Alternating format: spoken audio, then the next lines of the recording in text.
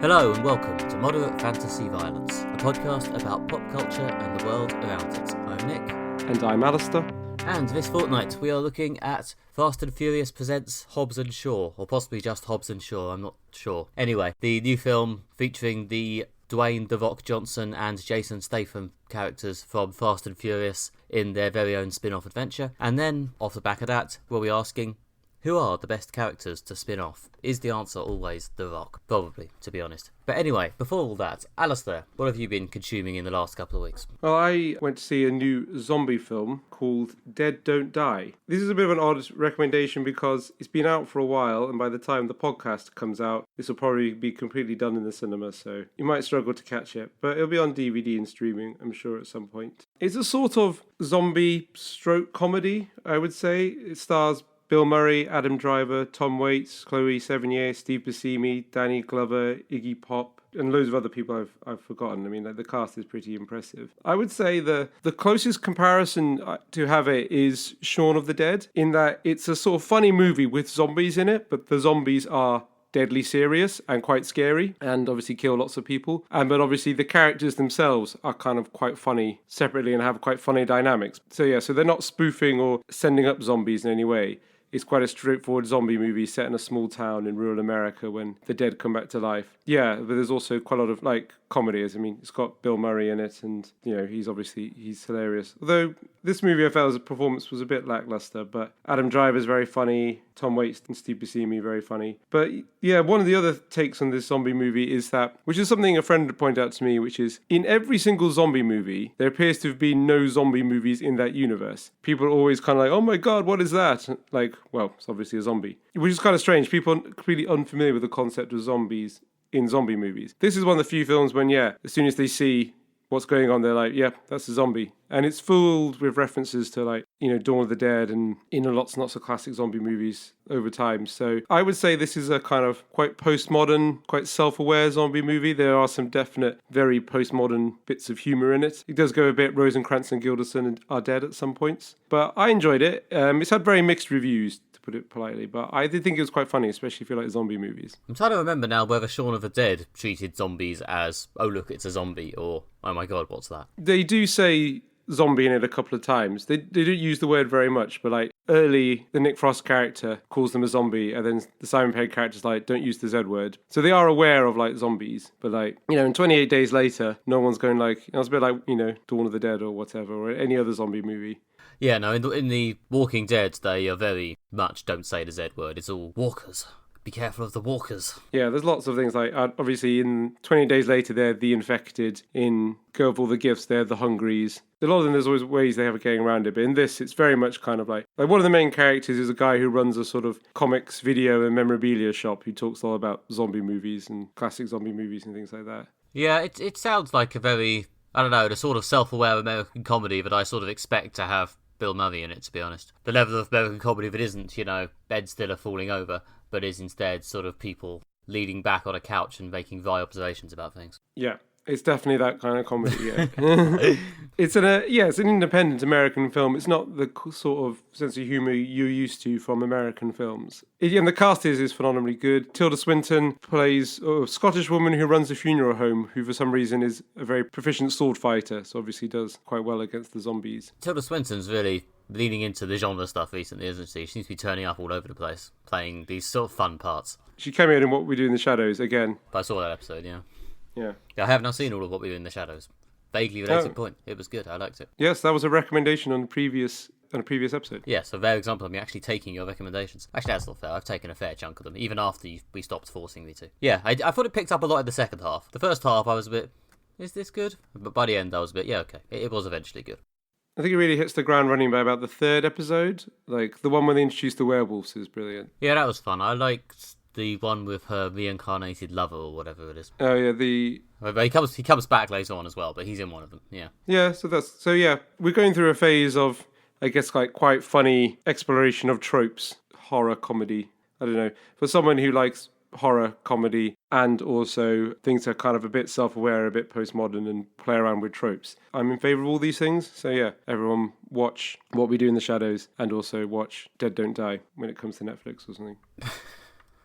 Anyway, Nick, do you have anything to recommend to our listeners? Yeah, I've been reading a recent comic, well, a recent-ish comic in that it's been coming out for a year, but the first collected edition's only been out for a few months now, and I picked that up and read it in one of the San Diego Comic-Con adjacent Comixology sales. If you ever want to read as many comics as I do, listeners, I fully recommend keeping a vague eye on the sales page on Comixology. And if you've got a tablet you can read comics on, you can really pick up quite a lot of comics for really not very much money. But anyway, the one I'm actually going to talk about this time is Sandman Universe: The Dreaming, a current series by Cy Spurrier and Bilquis Evely.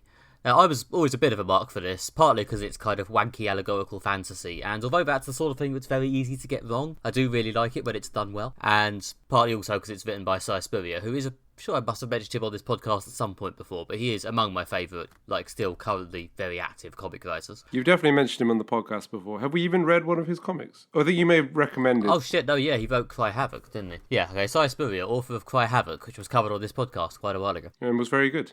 Yes, he's doing a bit of sort of work for Marvel and DC, but off in the not superhero sections of their universes. So he's doing a Star Wars book for Marvel, and he's doing a lot of this sort of Sandman adjacent fantasy stuff for DC. DC have recently decided to try and launch a line of books related to the Sandman with Neil Gaiman's vague endorsement. And there are 4 of them currently, there are more coming, but the one I like, because it's written by Cy Spurrier, is The Dreaming, which is the one centred around the dream world, which the lead character of the Sandman, the avatar of dreams, Morpheus, was the sort of king of. And he's not around anymore, because, I guess, mild spoilers for the quite old comic The Sandman, that character does not make it out of the Sandman, for mysterious reasons I won't spoil. And his successor, Daniel, has also kind of buggered off, and the employees of The Dreaming, these weird sort of metafictional dream characters, are now sort of scrabbling to run the place in his absence, is basically the premise of this comic, and lots of the sky cracks open and lots of weird dream monsters come through it. Some of the lower ranking dreams rebel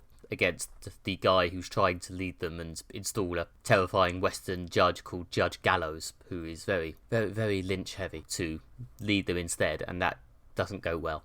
It's possible there might be an allegory to modern politics in there somewhere, but yeah, it's a good comic. It's very, very allegorical and surreal, but Cy Spurrier is one of the writers who I think can pull it off, and the art from Bilquis Evely is just, luscious and gorgeous, like you sort of want when you're doing surreal Sandman dream stuff. So this is a Sandman spin-off? I guess so, yeah. So yeah, there we go. At least it's apt for today's topic. Yeah, that's what I was thinking. Yeah, it's a spin-off. As far as Sandman finished ages ago, and they've launched a line of 4 vaguely Sandman-related comics. Only one of which I've read so far, but I liked it. Yeah, Sandman obviously is a title that casts a huge shadow over comics. I think we've discussed before, possibly on the podcast, possibly in the pub. The line blurs between the two sometimes. That is one of those comics, isn't it, that really brought kind of comics as a medium for adults kind of into the mainstream genre, along with Watchmen. Yeah, it's Sandman and the sort of the vague oeuvre of visual, fantastical, fantasy, sci-fi comics, which are published for about 5-6 years in monthlies and then collected in between 8 and 10 collections, which is still one of the dominant forms of comics, even now. So yeah, and of course it's also Neil Gaiman himself is also, although he's now probably more predominantly a novelist. Well, at the moment he seems to be more predominantly a TV showrunner, so he's had a whole multimedia career off the back of Sandman. But that was his breakthrough, wasn't it? Yeah, I think so. He done a few bits and bobs, but I think Sandman was what pushed him from interesting up-and-coming writer Neil Gaiman to, oh my god, it's Neil Gaiman. Yeah. Technically, because the Sandman is actually a DC character, or at least the vague concept of the Sandman, a character who's called the Sandman and does things with dreams, is a very old golden age, mid-20th century DC character, which Neil Gaiman basically completely revamped into this sort of metaphysical dream world thing. But because it's based vaguely on very, very old character Sandman, it's technically all owned by DC. But I think DC and Neil Gaiman seem to evolve this weird understanding where they won't do any explicitly Sandman-related stuff unless Neil Gaiman gives them his blessing. There's very much a sort of understanding they do not have with Alan Moore. I was about to say, yeah, because isn't there endless amounts of Watchmen stuff that Alan Moore despises? Yes, Alan Moore explicitly and openly hates all Watchmen continuations, prequels, sequels, adaptations, or related material of any kind, has insisted on his name being taken off it and slags it off constantly in interviews, whereas Neil Gaiman seems basically okay as long as they ask him first. Yeah. And I think they're doing a TV show on Netflix now, and he's, I think, somehow tangentially involved, so yeah, I guess he's doing a lot out of it. Yeah. I mean, Cy Spurrier is great, and I did really, really like Cry Havoc. I guess on the line of Cry Havoc is more, it takes place in more of a recognisable real world, where the allegorical stuff is just kind of infecting it a bit, whereas, in The Dreaming, we are we're away with the fairies in dreamland. But I think he is still clearly talking a bit about the real world. But I like the way that, with this sort of ethereal fantasy stuff, it's quite easy for it to just drift off into space and feel like nothing that's happening really matters. But I think what Spurrier has done quite well here, what in general writers who do this stuff quite well do, is make it feel tangible and real and like a system which actually has counterweights and consequences, and where things cause other things, and it actually has effects on actual characters. Yeah, but basically, yes, if you like The Sandman, if you like sort of metaphysical, allegorical, as I say, slightly ethereal fantasy, then the current Dreaming series by Si Spurrier and Bilquis Evely is, I think, a strong recommendation. First up this episode, we'll be reviewing the new Fast and Furious spin-off, Hobbs and Shaw, which sees the characters of Luke Hobbs and Declan Shaw, played by Dwayne Johnson and Jason Statham respectively, team up to fight Brixton, a cybernetic super soldier played by Idris Elba. And what's not to like about that, to be honest? Team up to fight Brixton, yeah. Exactly. The whole South London suburb. In many ways, isn't that what he represents? Pretty much. No.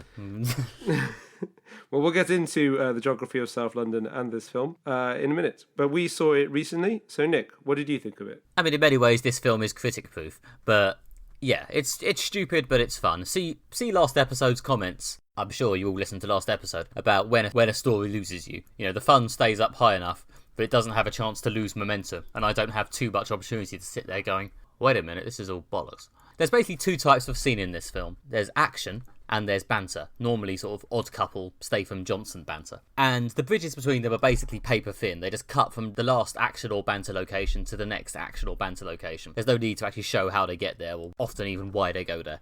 It just kind of happens. It's just, right, it's time for the next bit. To be honest, it's what you're there for. A lot of the plot is probably bollocks. A lot of the explanation for why the villain is doing what he's doing is definitely bollocks. But that's why I don't spend that much time on it. I just jump straight to the next bit with the two main characters insulting each other, or someone ramming a car through someone's face. And yeah, it's pretty fun. I found the hand-to-hand stuff a bit more fun than the vehicle stuff, as the hand-to-hand stuff let them mix in some physical comedy, which seemed a bit more in keeping with the general tone of comedy. This seems like they're going a lot more for the lulz than the Fast and Furious films did before. This very much seemed like one big joke, and that's fine. Whereas the road-based fights often felt a bit more like they existed to fulfill kind of franchise obligations. This is a Fast and Furious film. Here's a car. There are exceptions. I'll get to the various exceptions. But yeah, basically it's fun. It's fun. It's funny. It has no purpose other than that. The plot probably doesn't make sense, but who actually cares? The Rock is very good. So is Jason Statham. The end.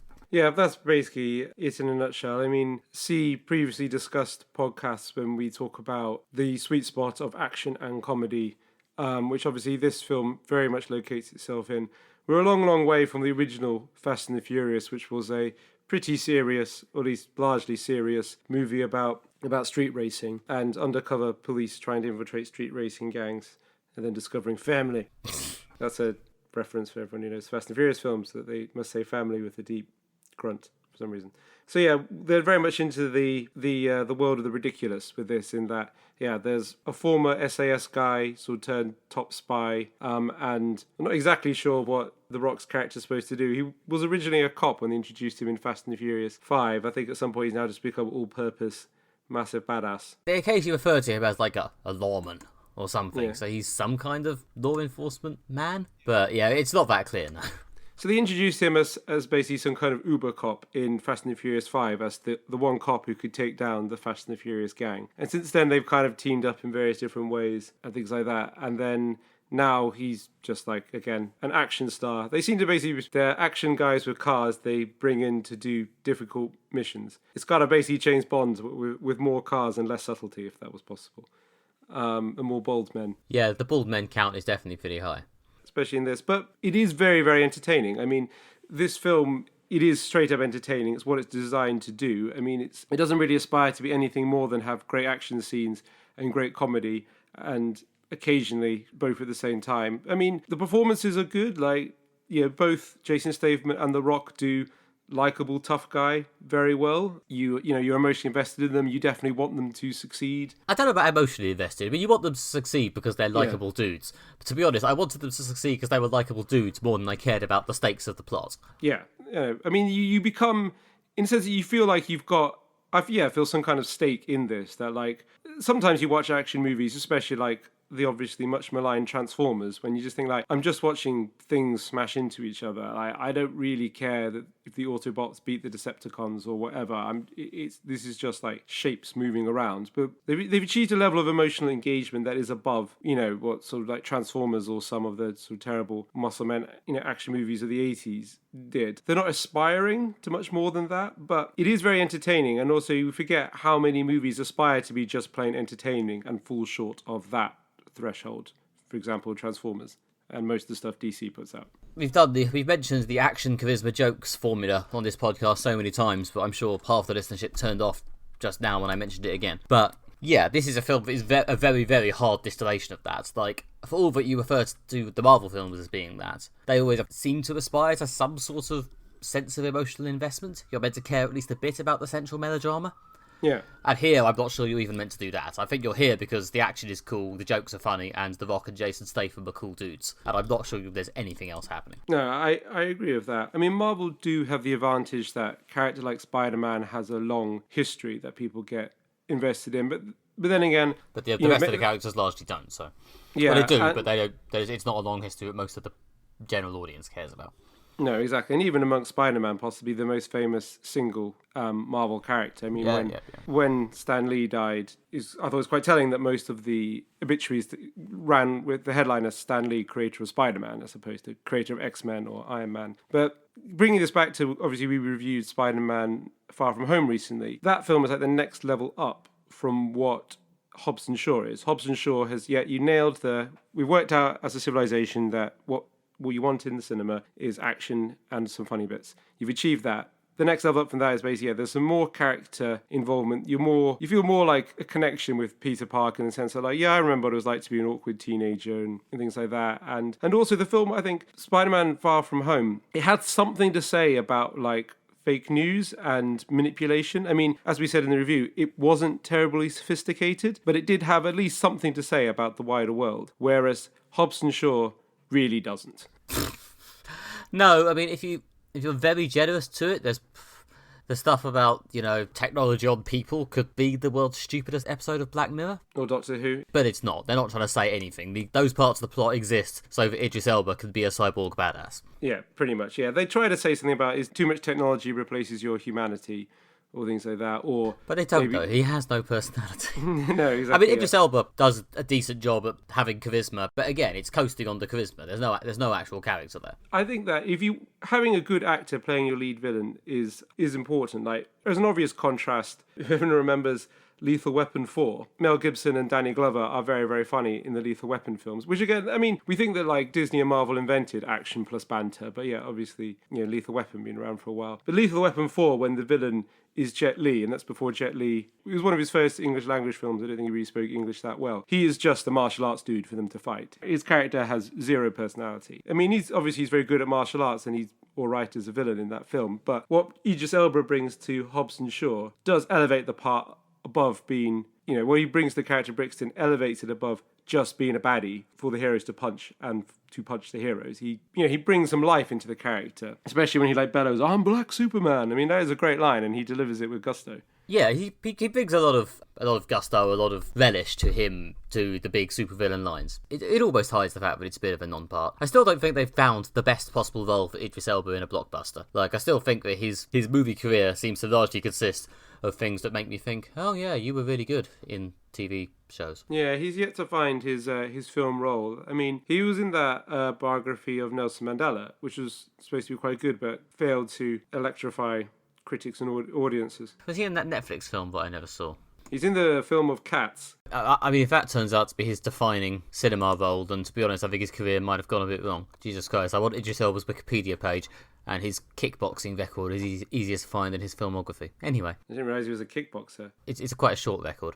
And anyway, the film I was thinking of was Beasts of No Nation. That is a good film. And Idris Elba is in it. I went to the cinema to see that, and I sat behind Idris Elba's mum. Is he good in it? He's very good in that film. Okay, maybe that's his defining cinematic role then, fair enough. It's quite obscure. I think that was one of the first films that Netflix did as like a direct-to-Netflix film. I don't think they actually commissioned it. I think it was being made, but they bought the distribution rights, so it went straight to Netflix rather to the cinema. And it was quite a big thing at the time. It went down quite well at the London Film Festival, which is where I saw it, and I don't know, failed to connect with audiences beyond that. I think it was possibly a bit early, like it was like the first foray into that sort of thing, and like we had to get used to the concept before we could get really into films like Annihilation, which is probably unfair of Beast of No Nation because it's better. It's been largely forgotten, and it's better than that. It deserves to be remembered as a film.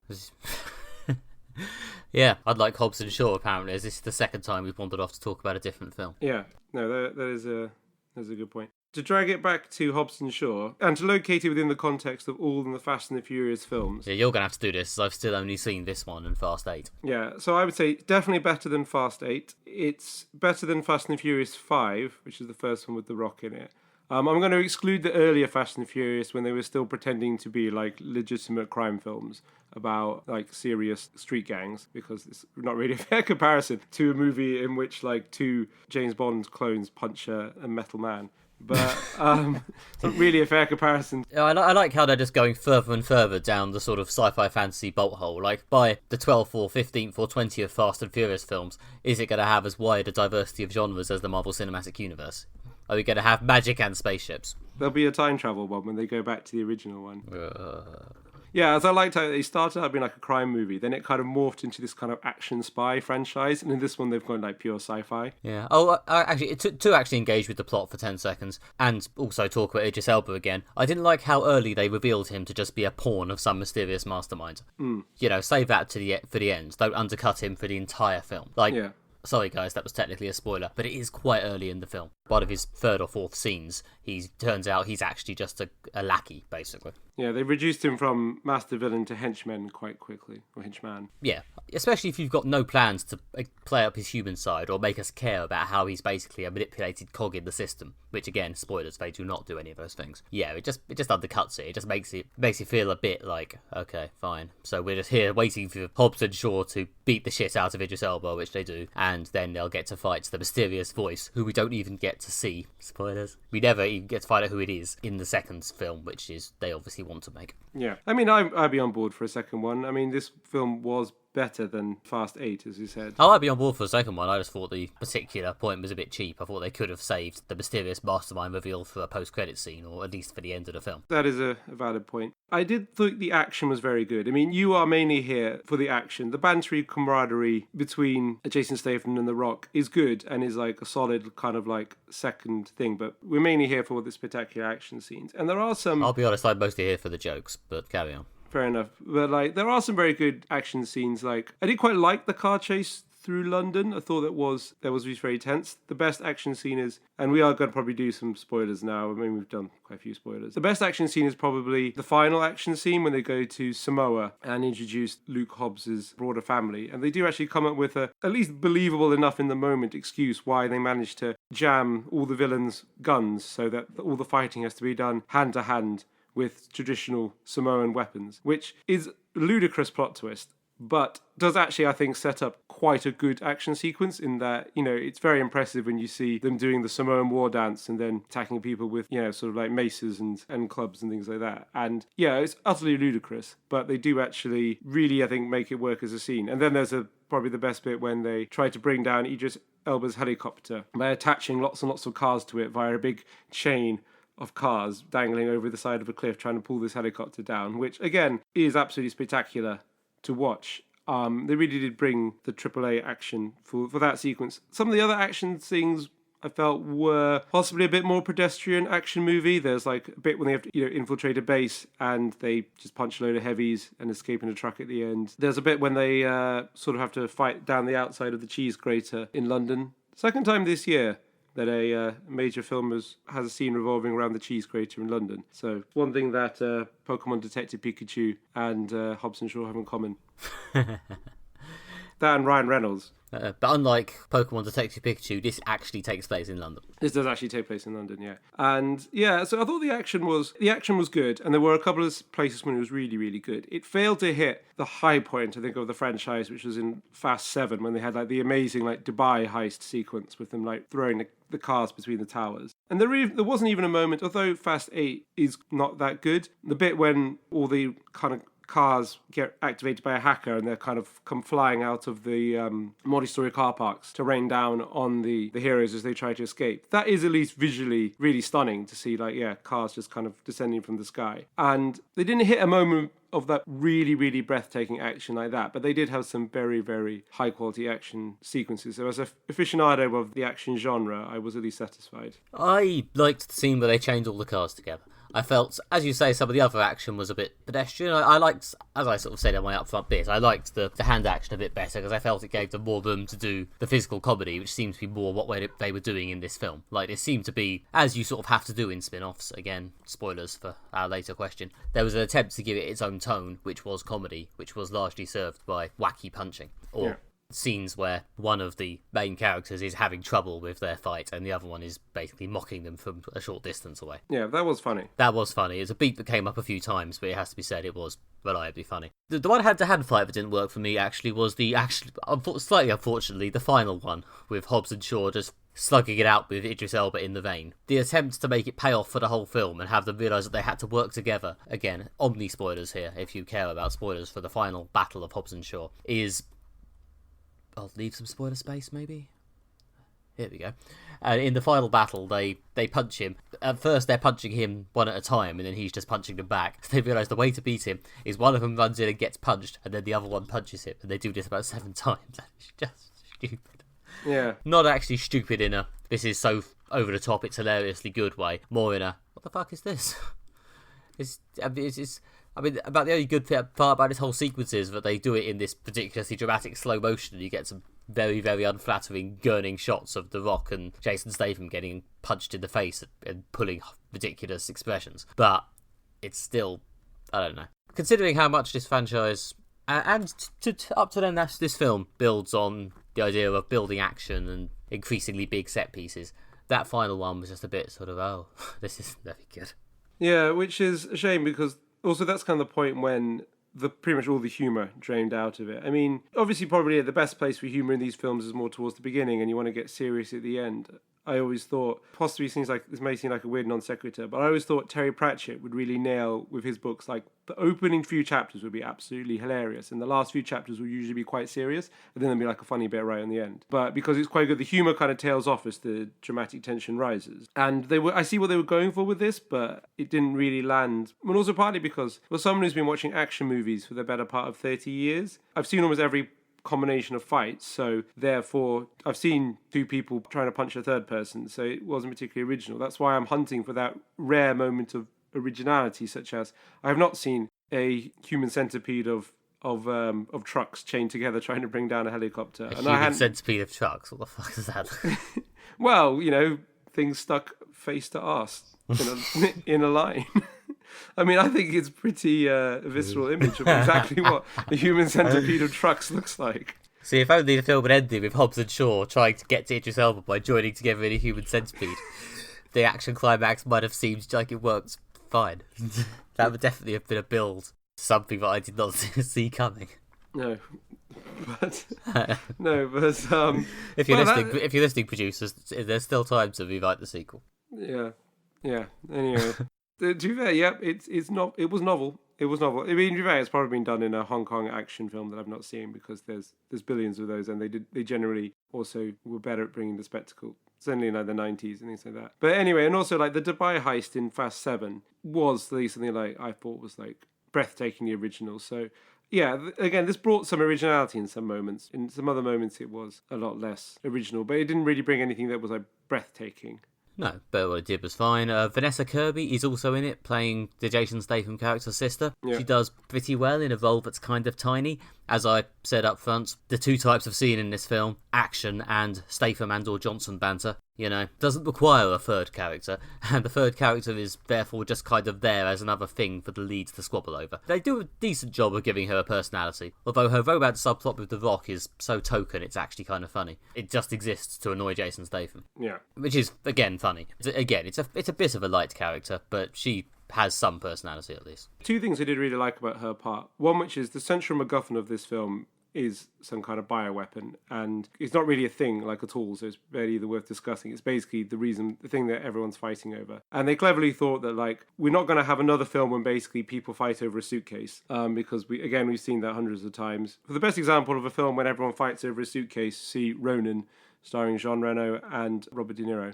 Yeah, so they actually came up, well, okay, we're not going to fight over a suitcase. The bioweapon can be injected into a character, which at least adds some more personality to the film, rather than people fighting over literally a box with the word MacGuffin written on the side. And the other thing I liked about her character is, again, this isn't spoilery, the final action sequence takes place while they're trying to extract the bioweapon from her before Idris Elba's character can grab it. In a lot of films in the past, they've just had her locked up somewhere and then Jason Statham, The Rock, fighting to keep Idris Elba away from her. But in this, they've designed the machine in the film so that it's mobile, so she can actually be in and part of the action, which I think is good because she's not just like a damsel who has to hide while the men fight to keep the other men away from her. She's actually an active participant in the final action sequence, which I think really shows how far we've come as a society, because even like 10 years ago, she'd have just been locked in a room while the machine extracts the poison from her whilst the men defend her. On the other hand, there is a substantial sequence where she just sits around in a helicopter having been kidnapped while the men try and rescue her. Yeah, obviously, yeah. This is not a feminist action movie in the way that, like, I don't know, Nikita is, or, I don't know, or Annihilation, which, you know, it's not breaking new ground in terms of women in action movies. However, it is not actively a step backwards, which is something that could possibly have happened from a movie that is mainly about bald men who consume way too much protein and lift way too much weights, smacking each other. Yes, that is the basic appeal, yes. I mean, it's a low bar, but again, you'd be surprised how often people don't clear the low bar. Yeah, I mean, the whole film is a bit of a low bar, to be honest, but you know what, it does what it does pretty well. Yeah. I'm more interested in watching another one of these than I am in watching another Fast and Furious movie at this stage, especially knowing that The Rock is probably skipping the next Fast and Furious movie, according to my usual 10 minutes Wikipedia research. The fact that the next Fast and Furious movie won't even have The Rock in it does lead me to wonder if it's even worth bothering. Yeah, and also, obviously, what really held this franchise together was the chemistry between... Well, the chemistry between Vin Diesel and Paul Walker was essential formula, and obviously, rest in peace, Paul Walker. I've only seen one of the films, to be fair. And he didn't have him in it, and it's not very good. Bummer. There's no coming back from that.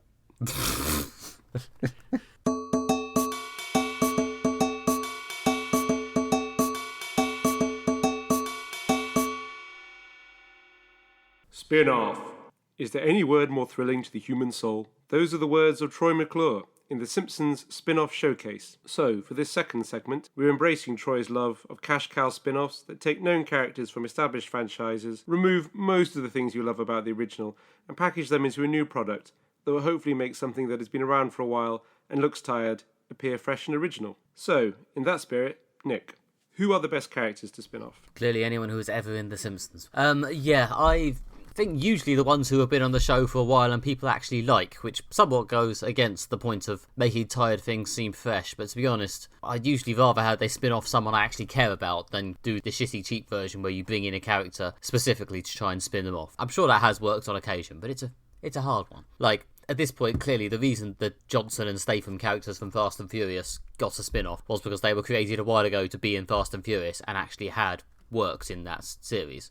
You know, they were not created to spin off, they potentially emerged. And although this is by no means a hard and fast rule, I think those are usually the best characters to spin off. The only example I can think of that is Black Panther, I guess, was only put into Captain America to spin off into his own film. Captain America Civil War, that is. Although he worked well in that film, it was like, you know, there just to introduce him ahead of Black Panther. But also we've said that one of the reasons why Black Panther worked quite well as a film is that he was already being reintroduced, so they could hit the ground running with that film. Well, yeah, the Marvel Cinematic Universe does somewhat make a great big lie of this rule, because obviously, with relatively few exceptions, most of them, their spin-offs are aggressively pre-planned. I don't think there have been many characters who have got their own film based purely on fan reception. I guess there was the Agent Carter TV show, which I think existed just because people liked that character. So yeah, clearly that can work if you're Marvel Disney. I don't know, does it work better in films than TV shows? I'm not sure. I think in TV shows the feeling of long-term investment is perhaps more important to you. To be honest, when I think about spin-offs, I mostly think about TV shows. I'm not sure, did it really come up much in films before we had superhero cinematic universes? Rarely, although I'm sure it did happen. Usually like various B franchises. There were spin-off franchises from the George A. Romero zombie movies into like other zombie movie franchises. With all these, especially with the films, there was definitely a sense of diminishing returns with all forms of spin-off. But yeah, there's been spin-off films before, but it's not really a thing in the way that like it is in TV. Like a lot of the spin-offs that I think of that have some affection, like other ones like Angel and Better Call Saul and Frasier was pretty successful. And those all featured popular characters from the original shows who weren't necessarily created just to spin off. Yes, exactly. That is definitely a solid principle, if not a rule. Like, Better Call Saul is like a great example in that, like, yeah, it's a character that you like and a character that you want to spend more time with. And there's kind of two crucial elements, I think, which Better Call Saul highlights quite well. One is that you might want to push the character into a slightly different context, so it needs to be a character that works in a different context. So maybe it's a different location, or as we discussed, we talked about Better Call Saul quite a few times in this podcast. Better Call Saul is more of a legal drama stroke sort of personal, drama story. It's not as much a crime story the way that Breaking Bad was. So it's totally different. But when choosing the right character, you need to choose a character that's going to work. Obviously, Better Call Saul, the lawyer from Breaking Bad, works great in his own legal drama. And the other thing is also you need to choose a character that's got some potential. So choosing one of the main characters can be difficult because you've told that character's story and we might have seen everything we want to see with him. Like Saul, although he's in Breaking Bad quite a lot, we do know relatively little about him, about his life. So there is definitely depth to go with there. But it's these sort of characters who exist on the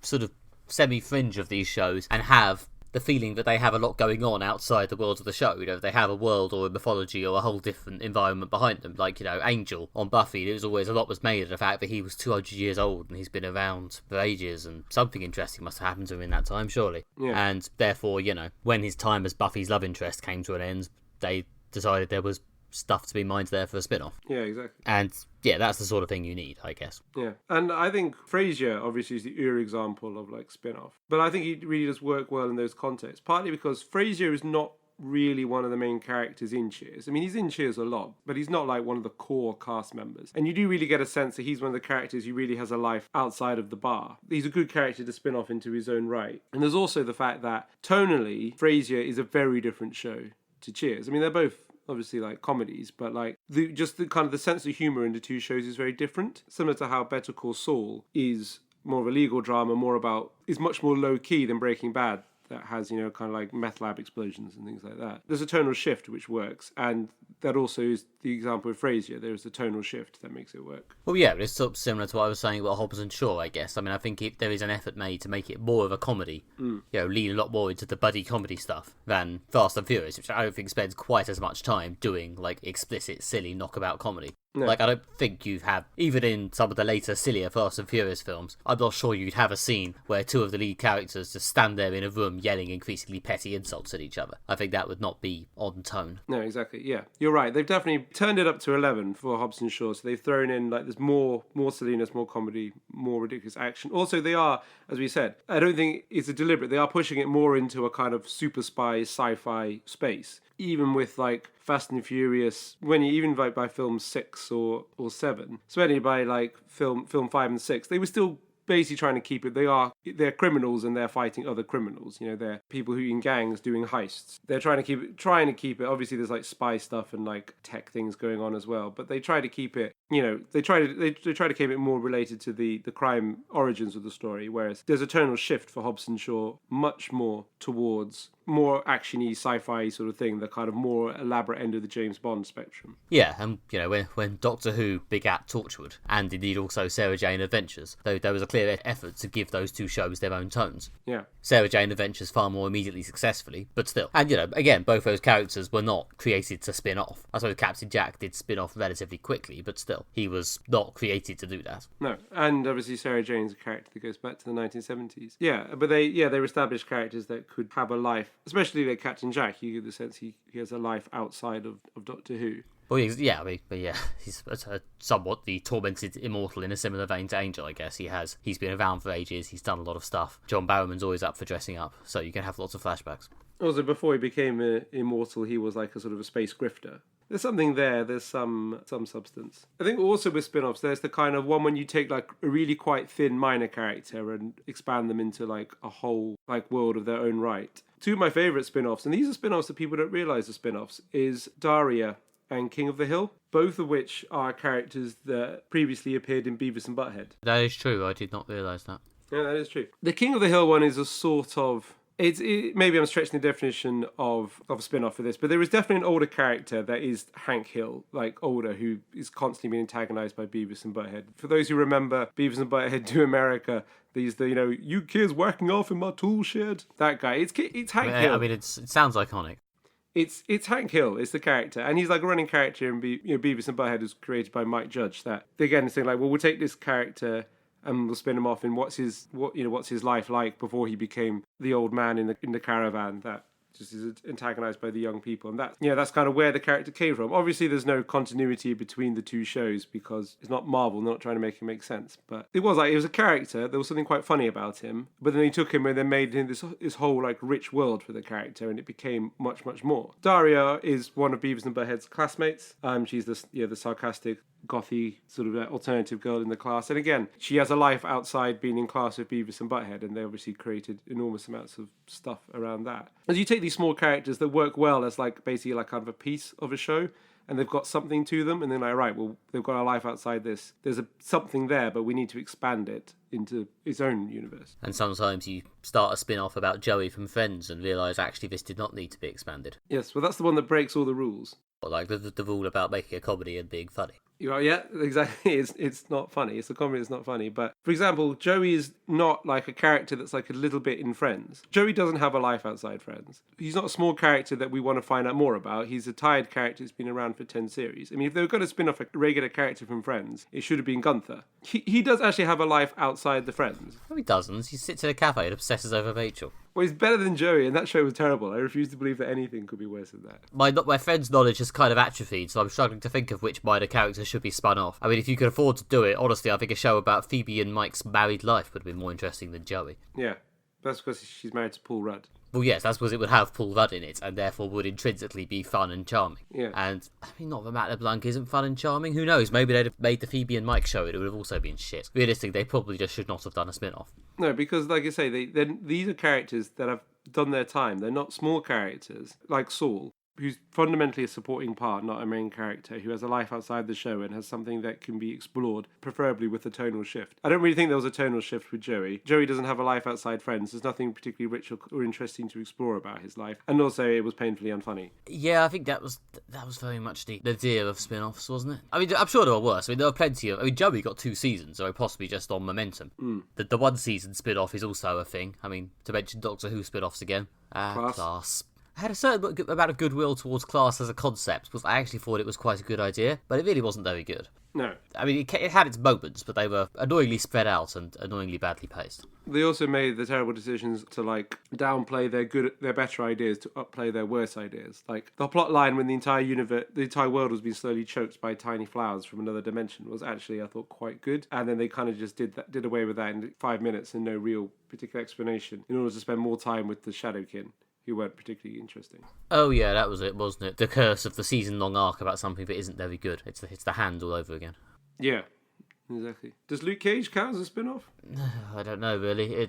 I mean, the one that does count as a spin-off probably is The Punisher, because although I'm sure they had hope, I don't think they necessarily knew he'd be getting his own show. Yeah, I think that way. And also both Luke Cage and all the Punisher and all the other Defenders shows, if they all technically count as spin-offs, do suit the things. There's a tonal shift. The Punisher is much more violent and much more of an army show than Daredevil's, which is much more of a straight-up superhero show. He's a supporting part in Daredevil who clearly has a life outside Daredevil that can be explored. There's something interesting there that can be expanded. I think, I don't know, as I say, I'm always slightly reluctant to give the MCU, the Marvel Cinematic Universe, that much credit for being spin-offs, because it's all, except maybe the Punisher, and I'm sure even that there was a degree of calculation. It's all quite pre-planned. Yeah. I would not be surprised to discover that when they hired John Bernthal for the Punisher, they said, right, you're in Daredevil season 2. If it goes well, you'll probably get your own show. That seems like something that probably happened, but I don't know. Well, the Punisher, because there are like comics and things like that, there is like, a thing you can do. The thing with Marvel, because obviously any character they introduce, even like a minor character, probably has got their own comic arc that's been written at some point in the last 80 years. So there is always that potential. Well, yeah, but plus, he's a known quantity. There's value in there. Sadly, he came along just as that line was being shut down, but what's he going to do? I mean, Arrow's penultimate season has just introduced a character called, I think it's Black Star, who seems to be fishing for a spin-off, but I hate them, so I'm not that excited by it. Do they break the rules that we've laid down so far in this podcast? God. The premise of Black Star appears to be that it takes place in a future Hunger Games-esque dystopia version of Arrow's home city, where he's been dead for a while, everything's gone to shit, basically. And she's the daughter of two main characters from Arrow, and is the Katniss of this world, fighting for a better world.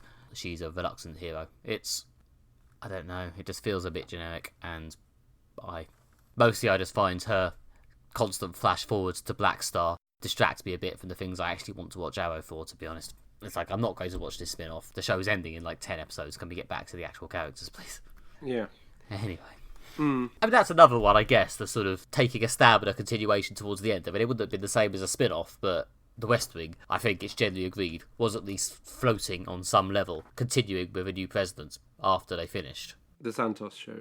The Santos show, I guess. I suppose there were rumours back and forth whether it might at some point potentially maybe have been the Vinnick show, but certainly the post-Bartlett show. And yeah, clearly, for whatever reason, be it ratings, be it that everyone just felt a bit ugh after John Spencer died.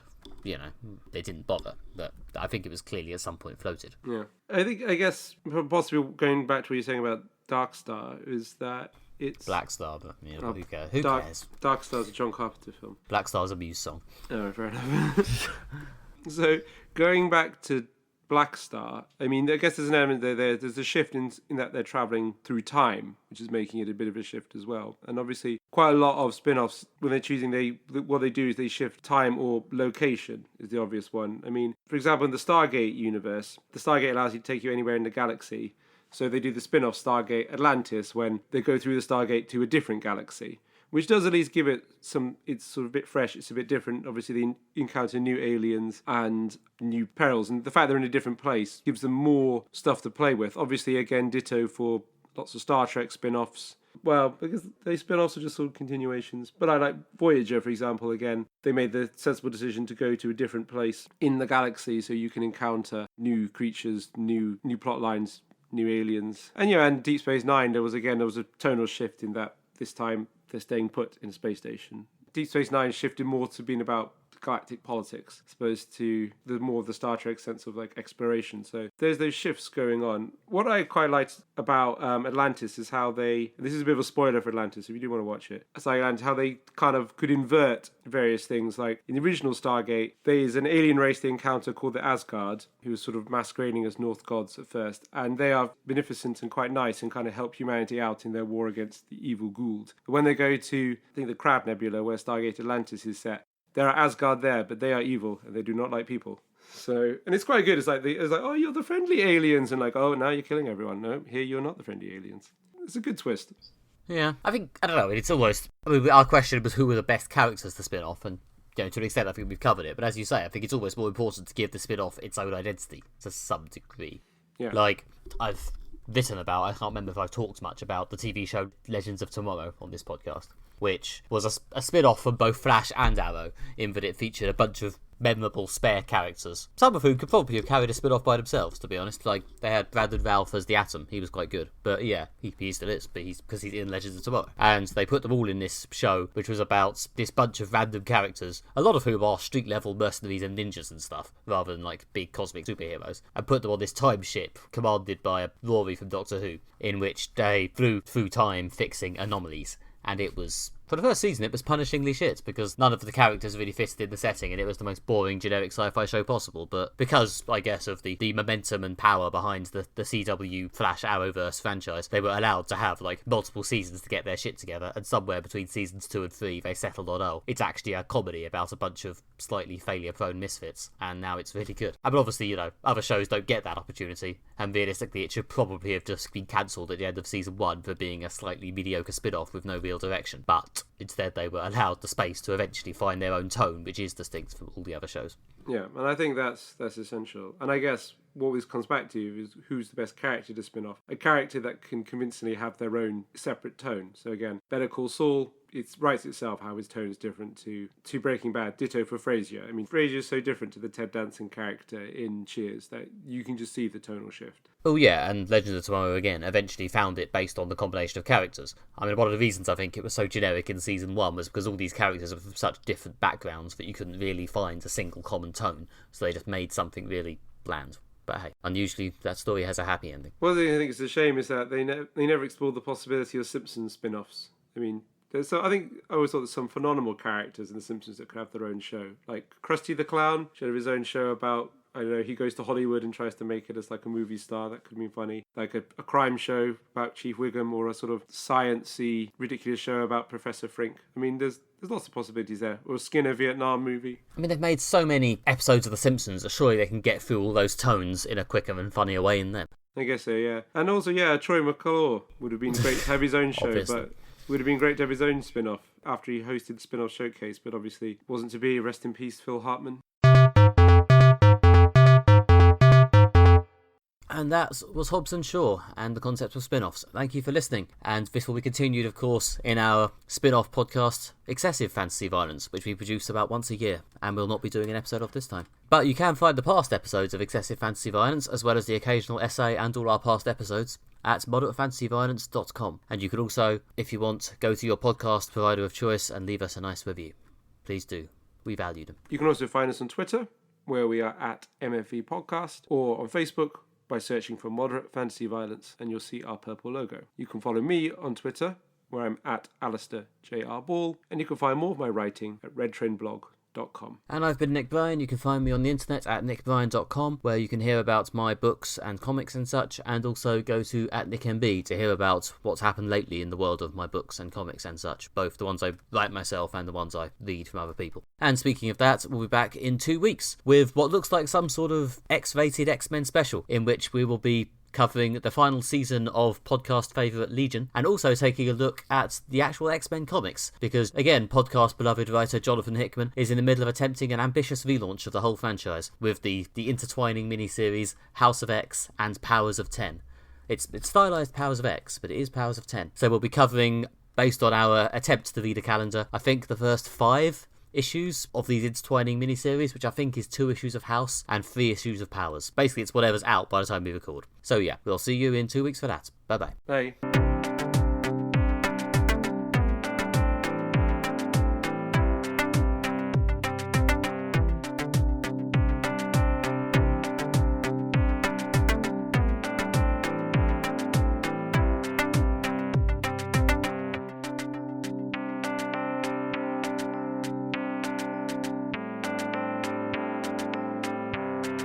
I know you don't like it when we try to define what the title is going to be in advance, but come on, you've got to go with Human Centipede of Trucks.